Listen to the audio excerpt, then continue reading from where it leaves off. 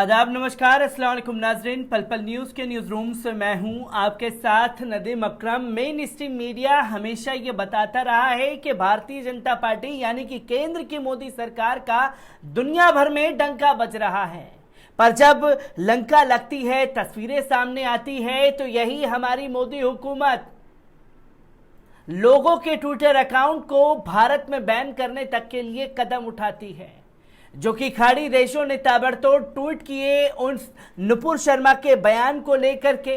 जब सख्त प्रतिक्रिया सामने आई तो दुनिया भर में एक्सपोज पूरी तरीके से मोदी हुकूमत हो गई और मोदी हुकूमत ने उसके एवज में कई तमाम लोगों के ट्विटर अकाउंट को भारत में बैन कर दिया, जिसमें कुवैत के एमजे अल शरीका का ट्वीट भी शामिल है और तमाम तस्वीरें देश भर की दुनिया भर के सामने जा रही हैं और आवाज बुलंद होना शुरू हो गई है।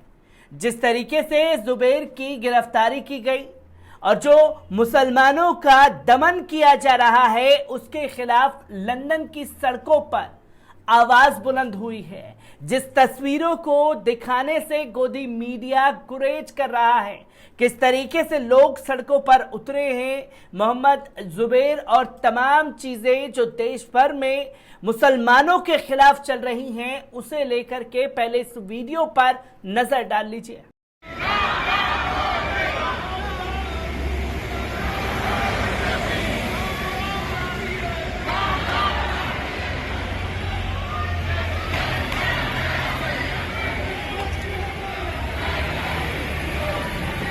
Mufti Amin Pandor, who is the director of the Peace Institute.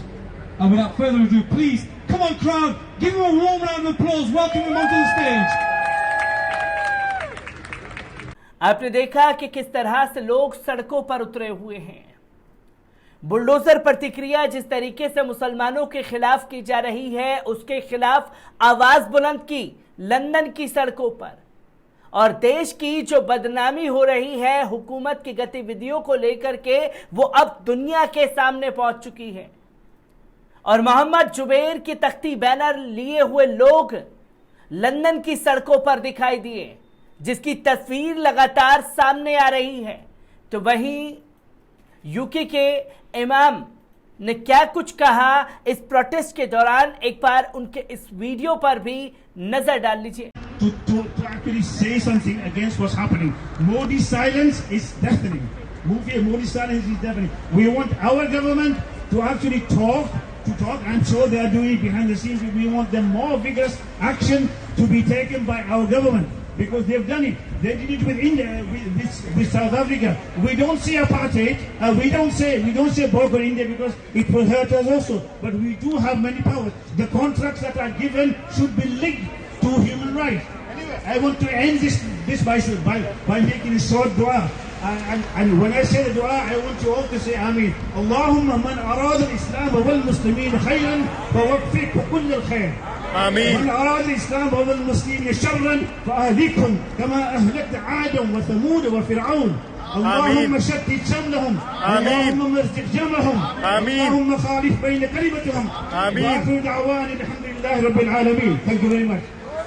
आपने यूके के इमाम को सुना, जो कि भारत के मुसलमानों को लेकर के चिंतित दिखाई दिए, मोहम्मद जुबैर की गिरफ्तारी को लेकर के सवाल खड़े किए और नुपुर शर्मा की जो आज़ादी अभी तक हो रखी है उसको लेकर के सवाल किए। तो सवाल बुलडोजर प्रतिक्रिया को लेकर के भी उठाए कि अगर मुसलमान नुपुर शर्मा के खिलाफ सड़कों पर उतर रहे हैं तो उनके घरों पर बुलडोजर चलाने का काम किया जा रहा है मोदी हुकूमत द्वारा।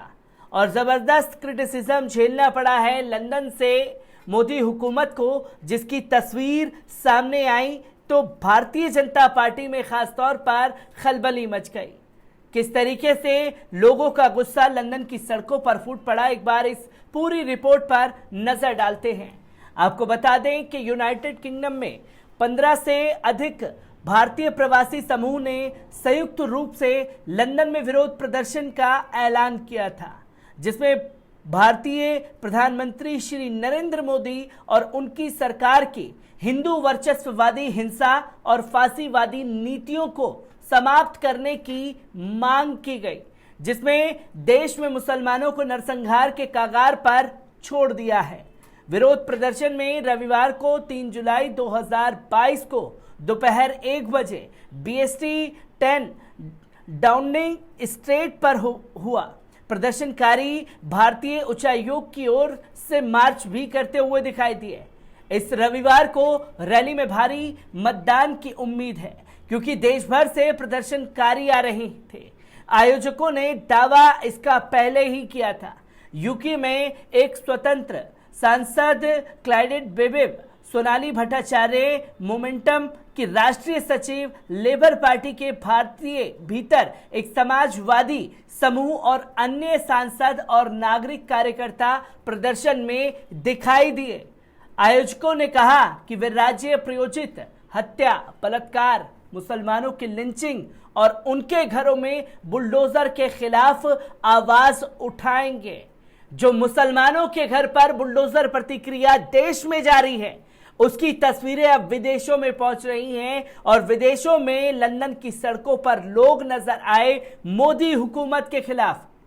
मैं विशेष रूप से मुस्लिम घरों और संपत्तियों के राज्य अनिवार्य विध्वंस में वृद्धि से चिंतित हूं, जैसे कि प्रसिद्ध छात्र कार्यकर्ता आफरीन फातिमा। साथ ही साथ भारत के अल्पसंख्यकों के प्रति लिंग व नस्लीय हिंसा में वृद्धि। क्लेडिया वेब सांसद के लिए लिस्टेड ईस्ट ने कहा है। मीडिया को जारी किए गए आयोजकों की एक प्रेस विज्ञप्ति में कहा गया, हिजाब प्रतिबंधों के माध्यम से धार्मिक और लैंगिक अधिकारों पर प्रतिबंध लगाया जा रहा है। अंतर धार्मिक संबंधों का उत्पीड़न, इस्लामोफोबिक और अल्पसंख्यक विरोधी अभद्र भाषा के लिए कानूनी दंड भारत में लागू होना चाहिए। जो आए दिन मुसलमानों के खिलाफ जहर उगलते हैं, कभी हिजाब बैन, कभी अजान बैन, कभी मस्जिद के आगे हनुमान चालीसा। भारत में बढ़ रहे इस्लामोफोबिक को लेकर के चिंतित दिखाई दिए लंदन के नागरिक, जिसमें तिस्ता सीता तलवार जैसे अंतर्राष्ट्रीय स्तर पर प्रसिद्ध मानवाधिकार कार्यकर्ता के झूठे आरोपों और मोहम्मद जुबैर जैसे अत्यधिक सम्मानित पत्रकारों और सैकड़ों अन्य लोगों के अपराधीकरण का विरोध किया जाना चाहिए। ईसाइयों, सिखों, दलितों और आदिवासियों पर हत्या, बलात्कार, लिंचिंग और भीड़ द्वारा हिंसा, धार्मिक इमारतों को गिराने और इस तरह की हिंसा को वैध बनाने के लिए कानूनी संस्थानों की तैनाती भी भयानक है। इस बात पर भी जिक्र लंदन की सड़कों पर हुआ, जहां लोग हुकूमत के खिलाफ, और वो भी खासतौर पर जिनका डंका दुनिया भर में बज रहा है, उनके खिलाफ दिखाई दिए। संयुक्त विरोध का ऐलान strive UK, south Asia solidarity group, Scottish Indians for justice, Indian Muslim federation, international council of Indian Muslim, international solidarity for academy freedom, associate India society east सहित 15 से अधिक भारतीय प्रवासी समूह ने किया। Midlands Malayali Muslim association, Apna Haq, women against caste, the London story, the peace institute, million women rise, Oxford South Asian society और Al Hikma centre और फ्रीडम विदाउट फेयर प्लेटफॉर्म, 15 से ज्यादा तंजीमों ने मिलकर के लंदन की सड़कों पर मोदी हुकूमत के खिलाफ अपनी आवाज को बुलंद किया, जो कि ये तस्वीरें साफ तौर पर दर्शाता है कि अगर देश की मीडिया जो हुकूमत द्वारा किया जा रहा है, उन तस्वीरों को देश की जनता के सामने आने नहीं देगी, तो वो तस्वीरें दुनिया भर में पहुंच रही हैं और दुनिया भर में देश की जो बदनामी हो रही है, उसकी तस्वीरें लोगों के सामने आ चुकी हैं। मैं ऐसी ही खबरों से आपको रूबरू कराता रहूंगा। दीजिए इजाजत, शुक्रिया।